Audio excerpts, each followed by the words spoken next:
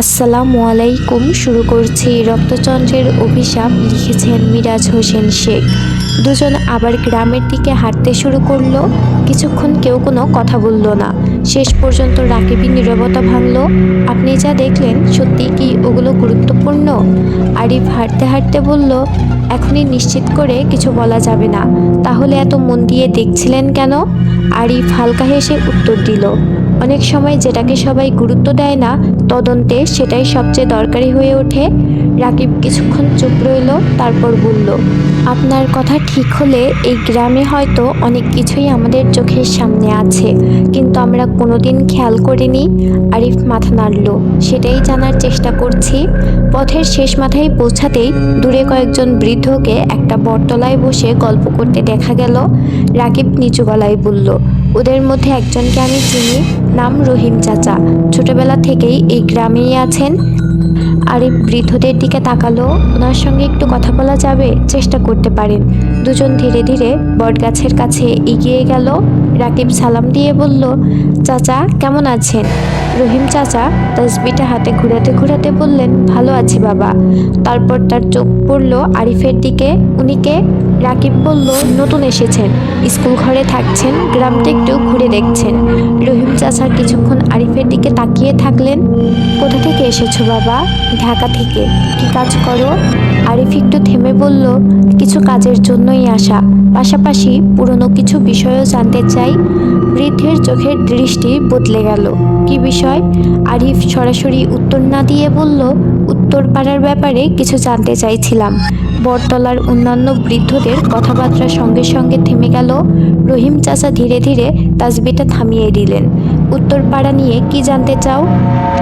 ওখানে এখন প্রায় কেউই থাকে না। কয়েক মুহূর্ত নীরবতা, তারপর রহিম চাচা ধীরে বললেন, সব জায়গা সবসময় মানুষের বসবাসের জন্য থাকে না বাবা।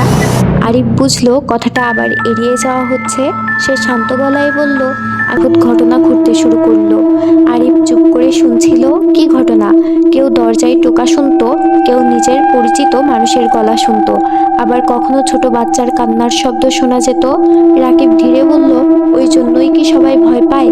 রহিম চাচা মাথা নাড়লেন। ভয়ের কারণ শুধু শব্দ ছিল না, যারা ওই ঘটনার সঙ্গে জড়িত ছিল তাদের অনেকেই বলতো রাতে কেউ যেন তাদের মনে করিয়ে দিচ্ছে তারা কি করেছিল। আরিফের চোখ শুরু হয়ে এলো। মানে? বৃদ্ধ ধীরে বললেন, ওরা ভাবতো যারা সেদিন মারা গিয়েছিল বা হারিয়ে গিয়েছিল তারা হয়তো ফিরে এসে জানতে চাইছে কেন তাদের সঙ্গে এমন করা হয়েছিল।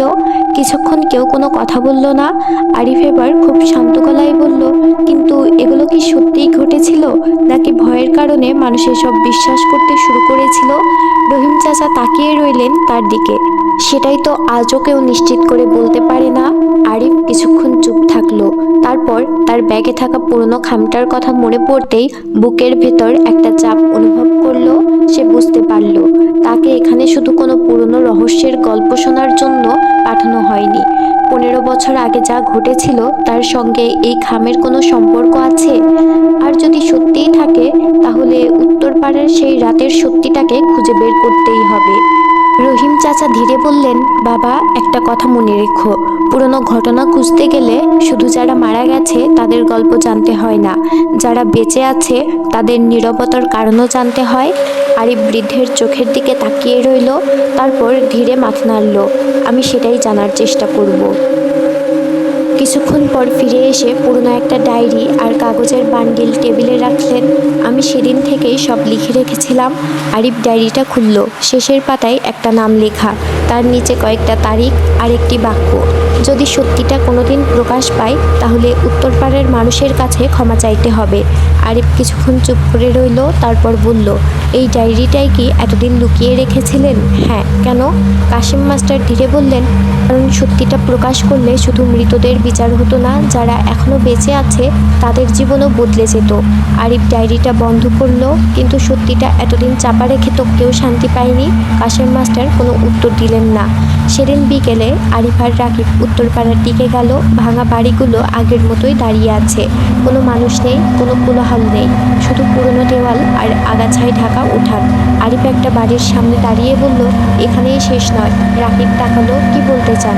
যারা মারা গেছে তাদের সত্যিটা আমরা জেনে গেছি, এখন তাদের পরিবারের কাছে সত্যিটা পৌঁছানো দরকার। রাকিব ধীরে মাথা নাড়ল। পুরে সূর্য ডুবে যাচ্ছিল, উত্তরপাড়ার উপরে ধীরে ধীরে সন্ধ্যা নামছিল।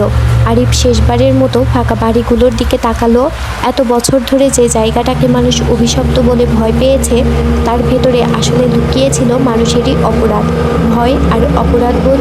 তবুও যাওয়ার সময় ভাঙা বাড়িটার ভেতর থেকে খুব ক্ষীণ একটা শিশুর কান্নার শব্দ ভেসে এলো। আরিফ থেমে গেল, রাকিবও শুনল। দুজনেই কিছুক্ষণ চুপ করে রইল। তারপর আবার শব্দটা এলো, এবার আর দূর থেকে নয়। আরিফ ধীরে বলল, চলো। রাকিব অবাক হয়ে তাকালো, আপনি যাচ্ছেন না? আরিফ উত্তর দিল, সব রহস্যের উত্তর খুঁজতে হয় না, কিছু সত্য জানা যায়। কিছু কিছু প্রশ্ন হয়েই থাকে।